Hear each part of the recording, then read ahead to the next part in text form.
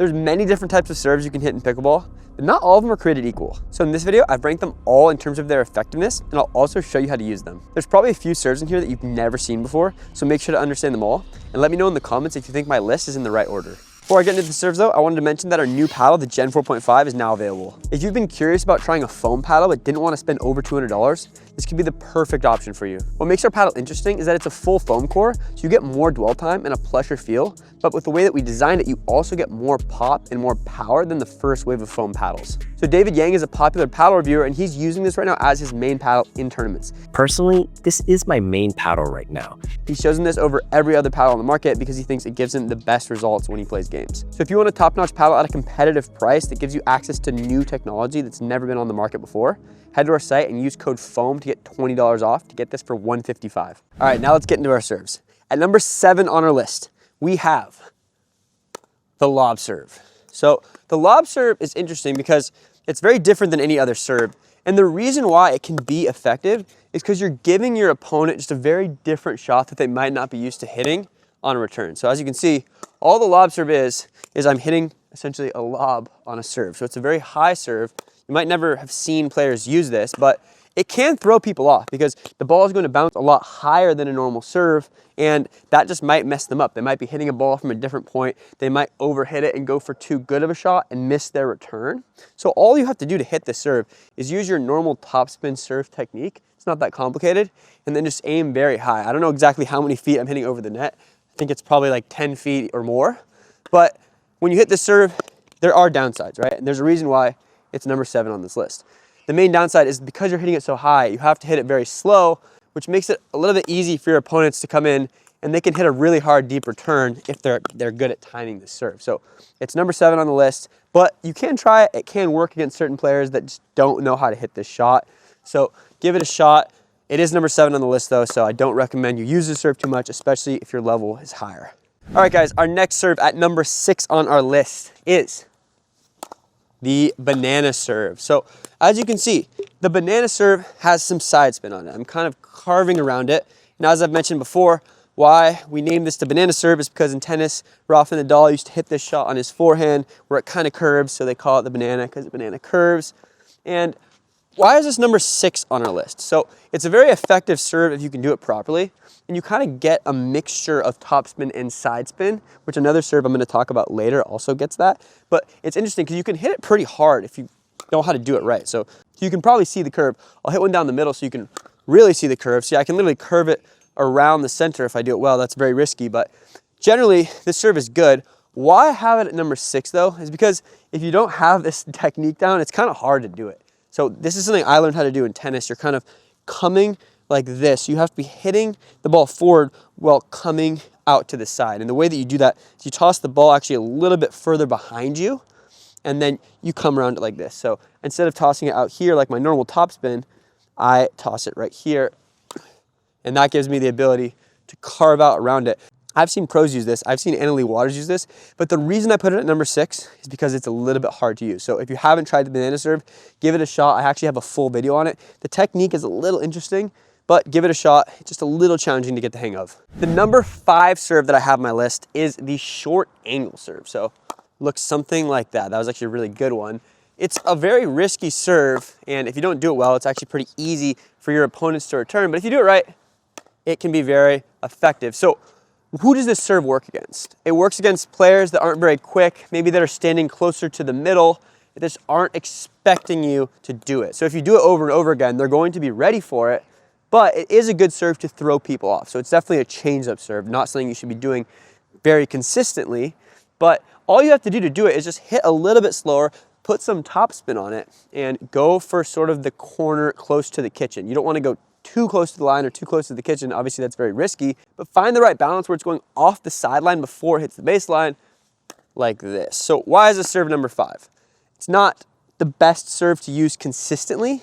It's also very risky. You have to kind of have it down. If you just throw this in randomly in the game, you might miss it in the net, you might miss it wide. So it's a good serve against a player that's not expecting it. Maybe that's not the quickest mover. Another downside to this serve is that it works way better on your dominant side. So we're demonstrating this on my right side, right? Because I'm a righty, I have a better angle. If I'm on the left side, my paddle is going to be more in the middle of the court, and I don't have as good of an angle that I do here. to get it off the court like that. So great serve to try, great serve to throw in occasionally, but it is number 5 on our list because of those reasons. And real quick, guys, just wanted to let you know that right now we're trying to become the first pickleball channel in history to get to 500,000 subscribers. So if you want to help us make history, make sure to hit subscribe and you'll help us out a lot. At number 4 on our list, we have what I call the looper serve. So if you're not looking closely, it might look like a normal topspin serve, but the difference is I'm hitting it higher. So I'm going to go higher and I'm going to try to go for more spin. So this sort of has a similar benefit to the lob serve, except you can hit more power on it. So I'm going for a higher serve, probably going 4 feet over the net. Topspin serve is probably going 2 feet, 1 feet over the net. And why this is cool and why it works well is because when it bounces, it's a little bit higher, right, than a normal topspin serve. And that spin, the extra spin you could put on it, makes the bounce very erratic. So some players just don't know how to respond to a serve that's coming at this sort of trajectory. So it's not a lob serve, not a topspin serve, sort of a middle of the road height. That was a really good one. And if you get it deep, it kind of jumps into people as they're trying to come forward. If they're already moving in, you can kind of catch them in a weird spot. They might hit the return short, they might miss it. It's a great serve, same technique as a topspin. You're just aiming a little bit higher with a little bit more of this brush to get you those RPMs, to get the ball to jet off into them. So the number 3 serve on the list is a serve I actually made a video about recently, and we named it the fade serve. And what it looks like is this. So it's sort of like the opposite of banana serve. I'm getting a mixture of topspin and side spin, but I'm going the other way. So what's cool about the fade serve is you can get a lot of side spin, but you also get, so it's kind of spinning diagonally, right? So it's a mixture of side spin and top spin, which allows you to hit the ball harder without it sailing long. So you kind of still get the arc of topspin, but you get the side spin of the next serve that I'm going to talk about. So it's a great serve. It's probably the second best serve for higher level players. So I think the next serve is going to be better for players that are in the 3.0 to 4.0 range. If you're above 4.0, the serve is probably the second best on our list. As you can see, it kind of fades off to the right, which is why we call it the fade serve. To hit this, you toss it more out in front of your body versus on the side, and you kind of come up at this diagonal sort of trajectory. So looks like this. Like I said, I have a full video on it, and if you want to learn more of the specifics, you can go watch that. Number 2 serve on our list, though, is the Screwball Serve. And as you can see, this serve has the most side spin of any of them. See, I could literally curve the ball very easily around the center line.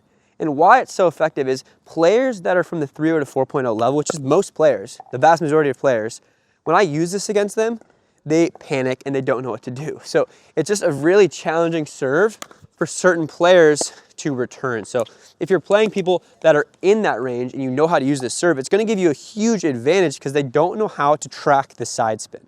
To hit this serve, I use a continental grip. So where I toss it is right in front of my left knee. So I'm a righty. I toss it right in front of my left knee. I sort of just drop the ball while cutting to the side. So I cut like this as I'm hitting the ball forward. If you can get the hang of it, it's really easy to be consistent. As you can see, I've made all of them pretty easily in this video. It's not that hard of a serve to hit. The one downside of it though, the biggest downside, there's 2. And it's that because you're not getting any topspin, you can't hit the ball hard. If I hit this ball hard, it's gonna hit the back fence, right? Because it doesn't get sucked down by topspin. Also, because I don't have topspin, I have to hit it lower. So when I hit this serve, it's sort of just going over the net, which makes it a little bit risky. So our next serve is a lot less risky because you don't have to do that. And the number 1 serve in pickleball, the most effective serve, I don't know if there's an argument to this, but let me know in the comments if there is. The number 1 serve is the Heavy Topspin serve. So why is this serve the number 1 serve? Well, as you can see, this is the serve that I can hit the hardest without it sailing long. So it's also the most consistent serve to hit hard. And if you watch higher level players, there's a good chance this is the only serve they use. Some pros just only do this serve, and that's totally fine because against higher level players, the only way you can really throw them off is by hitting it hard and getting an erratic bounce from having a lot of topspin. So against players above 5.0, this is the best way to get a short return or to get them to miss the return. If I hit a high level player, a screwball, it might be easier for them to respond, right? I'm not going to be able to trick them with the spin. They already know how to track that. So this serve is the only serve that you get that erratic bounce and you get the chance that a high level player will miss in the net, will miss long, or will just hit a short, easy return. So I've made a lot of videos on how to hit this serve. The technique is probably something you've seen before. It's essentially just like a tennis forehand. There's different, variations of it. I made a video last week about how you can use a more, Western grip when you're doing it.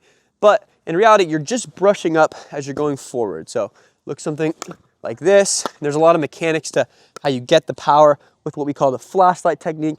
And when I'm doing this serve, all I'm really going for is about a foot over the net, maybe a foot and a half over the net. That's sort of the best trajectory to make it difficult for my opponents without hitting it too low to where it's risky, right? So foot and a half over the net. The downside of the serve is that if you go too hard, you might just miss long because you're putting so much power on the ball that you can just lose control, right? So let me know in the comments if you think this list was in the right order. I think it was, but let me know if you think that there was maybe serves that should have been higher up or some serves that should have been lower. And if you want to go deeper into any of these serves, I'm going to link some of them after the video so you can go watch more specifics.